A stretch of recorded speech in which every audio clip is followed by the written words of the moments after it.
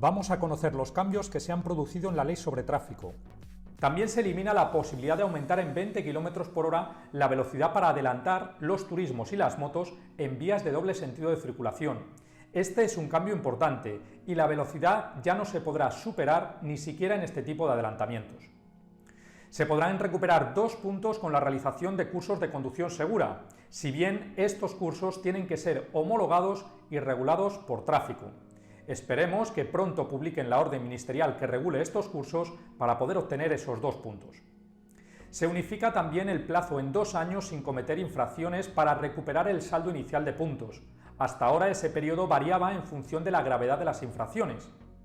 También se añade una nueva infracción muy grave: cometer fraude en los exámenes de conducir utilizando dispositivos de intercomunicación no autorizados, con una sanción de 500 € y 6 meses sin poder presentarte al examen. Fíjate que nos pueden sancionar incluso antes de tener el permiso de conducir.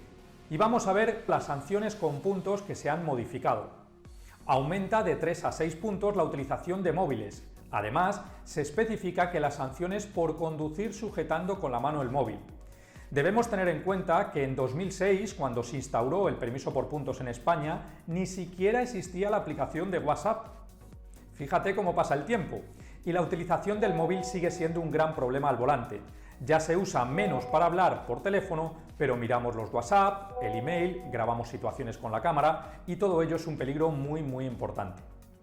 También aumenta de 3 a 4 puntos la infracción por no utilizar o hacerlo de forma incorrecta el cinturón de seguridad, sistemas de retención infantil, casco y otros elementos de protección. Me parece increíble que aún haya gente a estas alturas que no se ponga el cinturón o el casco, pero así es. Sobre los sistemas de detección de radares se ha modificado la redacción de la sanción, ya que hasta ahora no te podían sancionar si lo llevabas desactivado. A partir de ahora, si llevas instalado, aunque lo lleves desactivado, un detector de radares, tendrás una sanción de 200 € y 3 puntos de retirada. Más seguridad para los ciclistas. Se incrementa la seguridad de los ciclistas haciendo obligatorio, en vías con más de un carril por sentido, a cambiar de carril cuando se proceda a adelantar a ciclistas o ciclomotores. Además, se aumenta de 4 a 6 los puntos a detraer cuando se adelanta poniendo en peligro o entorpeciendo a ciclistas sin dejar la separación mínima obligatoria de 1,5 metros, manteniendo la cuantía de 200 €. También se prohíbe parar o estacionar en carril bici o en vías ciclistas. Aumenta de 4 a 6 los puntos a detraer por arrojar a la vía o en sus inmediaciones objetos que puedan producir accidentes o incendios. Los conductores menores de edad de cualquier vehículo, ciclomotores, permiso AM, motos hasta 125 centímetros cúbicos, bicicletas y vehículos de movilidad personal como patinetes eléctricos, no podrán circular con una tasa de alcohol superior a 0, tanto en sangre como en aire expirado. Se obliga a instalar alcoholímetro antiarranque para los vehículos de transporte de viajeros por carretera que se matriculen a partir del 6 de julio de 2022. Se trata de una medida demandada por el sector del transporte de viajeros por carretera. Para los motoristas se autoriza la utilización de dispositivos inalámbricos certificados u homologados para la utilización en el casco de protección de los conductores de moto y ciclomotor, con fines de comunicación o navegación, siempre que no afecte a la seguridad en la conducción.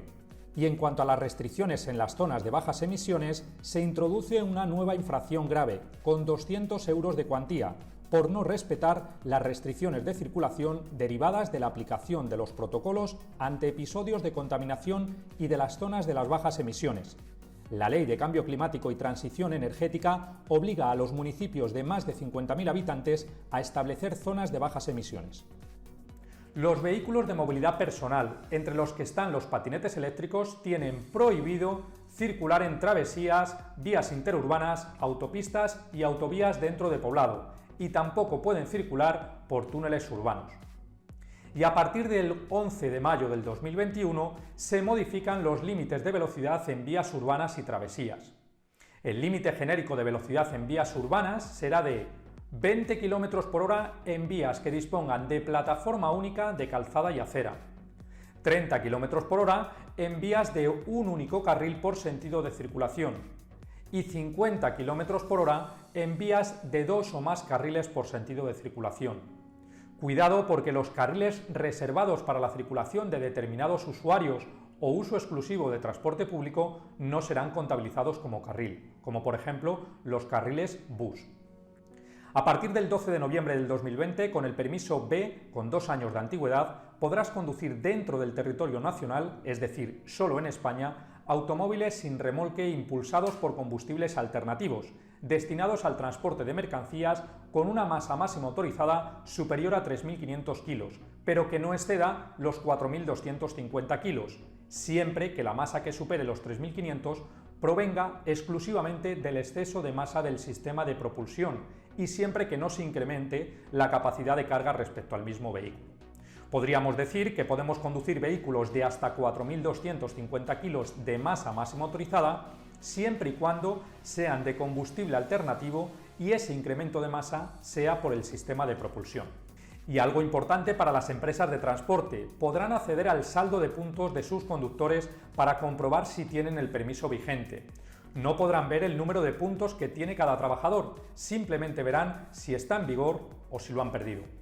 Y además, se establece la posibilidad de que en determinados casos y previa valoración médica y mecánica individualizada, se puedan autorizar el acceso a los permisos de conducción de camiones y autobuses de personas con problemas asociados al sistema locomotor.